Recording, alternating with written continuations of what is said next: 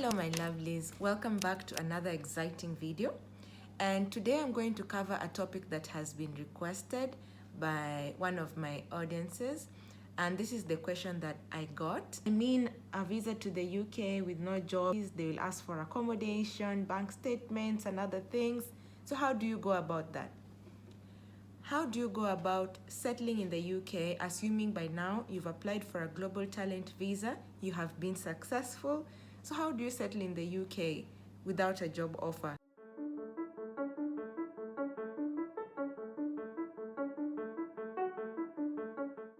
So I'm going to summarize the 5 key points as usual that you need to consider when you're settling into the UK and you don't have a job immediately, but you have a visa that allows you to enter and work in the country. So the first thing you need to do is to find suitable accommodation. So you can find accommodation using a variety of ways. I'm going to start with the cheaper options to the more costly ones. So this really depends on your unique situation. The first way that you can do this is by considering staying with a friend. You might have friends or family members in the UK, and this is usually one of the easiest routes, because if you've not been to the UK before and you're not familiar with the ins and outs of the country, then it really helps to have someone you know as a suitable contact, so that when you arrive, you know there's somewhere you can go, there's a house where you can stay. So you should consider staying with friends and family. That's if you know someone in the UK, get in touch with them and ask them if they're able to accommodate you briefly while you settle into the UK and look for a job. The second method that you can use is room share. So this is really a common thing in the UK.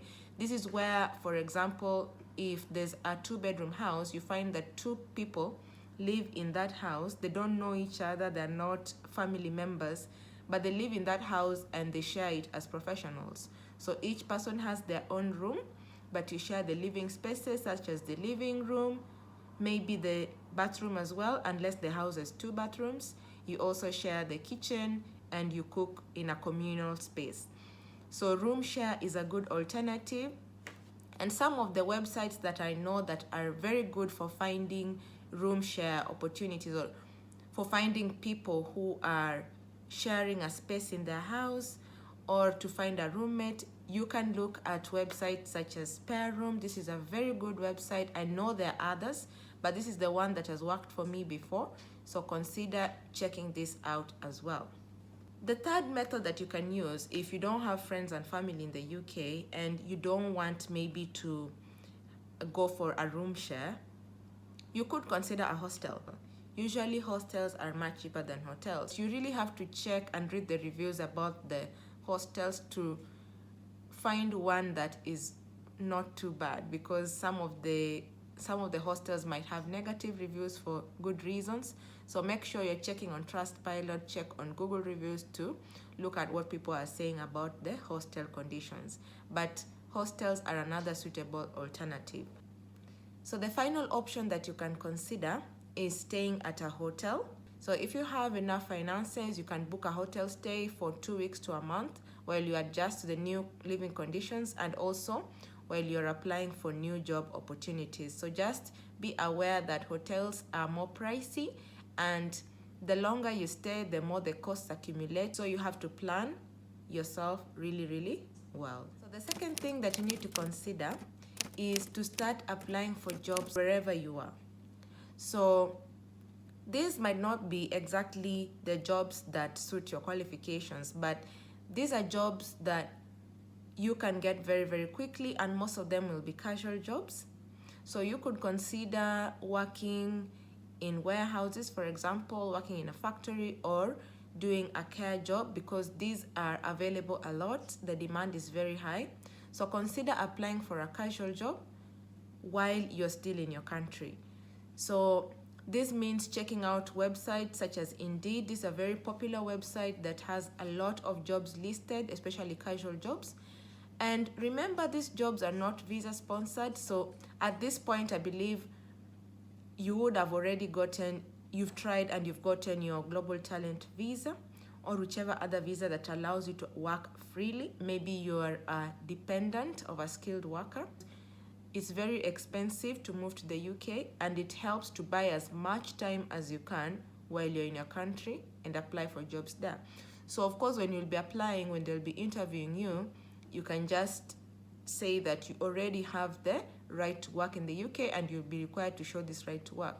Of course, you need to be aware that by the time you're being interviewed, your employers will want to see you or see your documents physically at the workplace. So you have to be prepared for that. As you're applying for jobs, make sure you have other things ready in case you are called for a job and you are asked to be available within that week. You should be able to raise enough money to cater for your flights and also your accommodation briefly before you settle in properly.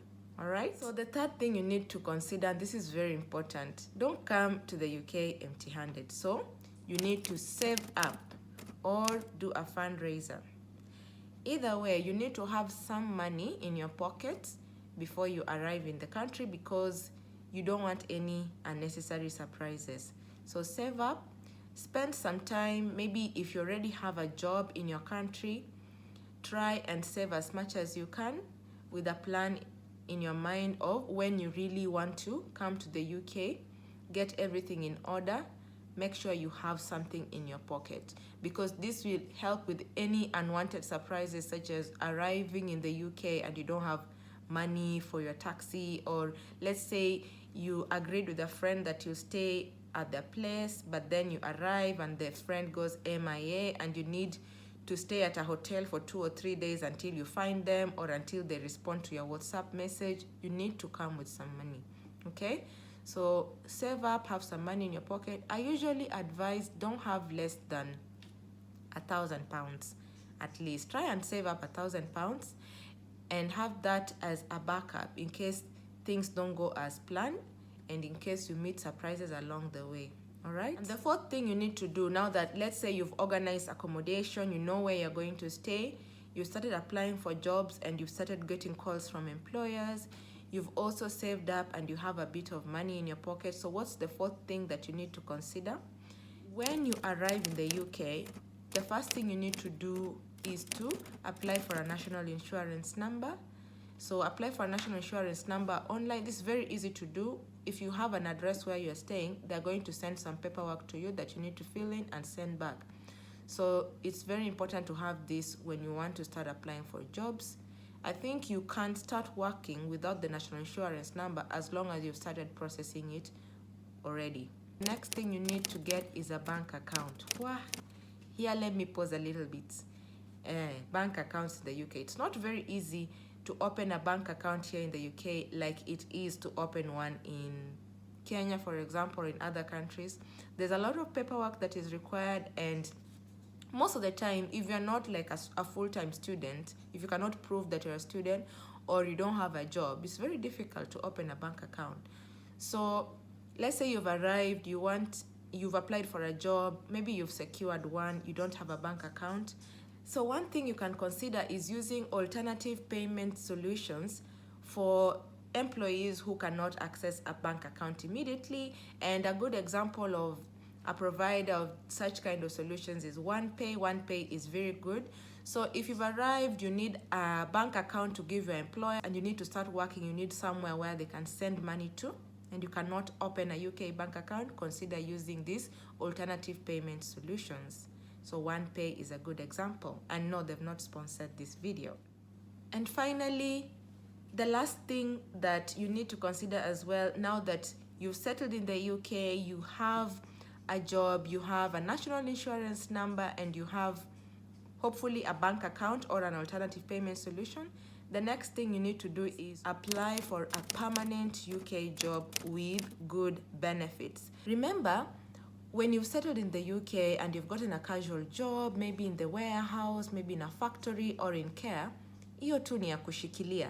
So that is just a temporary job that you can hold to help you to pay your bills, pay your rent, electricity, and other things that you might need in the UK. But you now need to start thinking about getting a permanent job that has benefits and is suitable for your qualifications.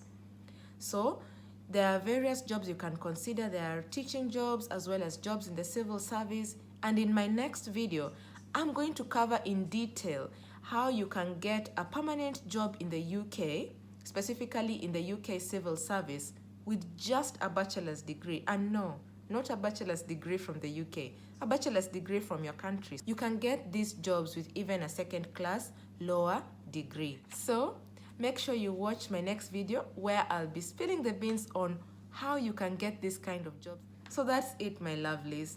That's it for this segment. Remember, preparation is key. When you want to settle in the UK, prepare, follow these simple steps, and you're on your way to greater heights. So I've gotten a lot of feedback from you, my viewers, privately about services that potentially you could offer, such as support with university admissions applications, support with visa application, as well as job applications in the UK.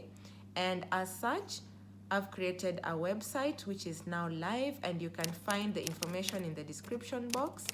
Go to my website, book a consultation, and you'll have an exclusive one-on-one meeting with me where we'll talk about your portfolio, and I'll be able to give you tips on how you can make strong applications, what you can do if you're seeking to apply for a UK visa, and also the kind of jobs that you could apply if maybe you're already in the UK and you're working a casual job and you'd like to move on to a job that is suitable for your qualifications.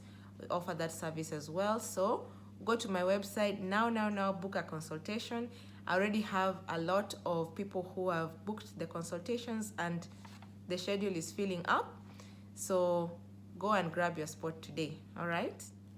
So remember to subscribe to my channel, share, like, and comment. So it is through your comments that I get to understand the kind of content that you love, and you are free to ask me as many questions as you want, because I'll be able to create videos to answer each and every question that is relevant. So remember to do that, and yeah, see you next time.